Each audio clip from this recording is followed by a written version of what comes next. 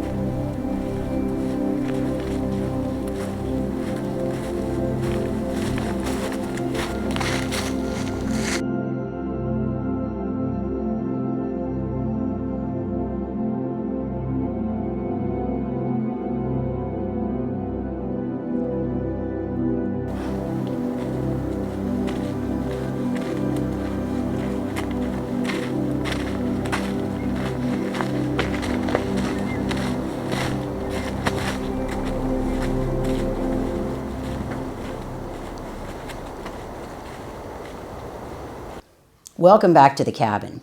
So in this portion of the video today, I'm going to give you my recommended reading list. And I say reading as a sort of a loose term because a lot of the books stories that I enjoy are in auditory version. So I actually subscribe to Audible, which is an offshoot of Amazon. They haven't sponsored any of this, but that's what I will provide you with the links below so that you can get the paperback, the hardcover, or the auditory version. I don't have any recommended reading for new reference books. I have a really extensive library of reference field guides, and I love having those in hand. So I use some apps on my phone, but most of my reference material is by using hand guides.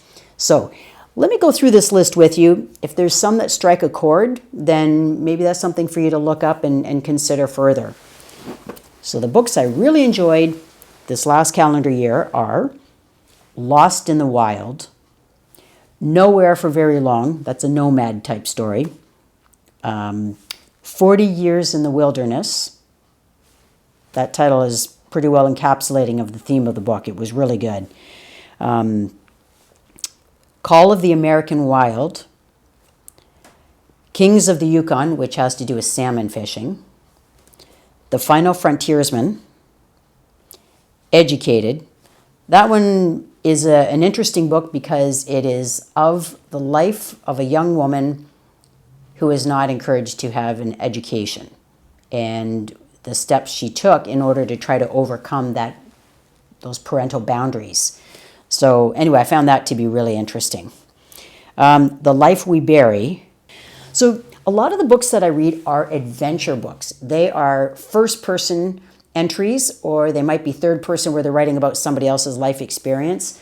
I really find them thrilling, especially because there's a large element of truth. It is lived experience.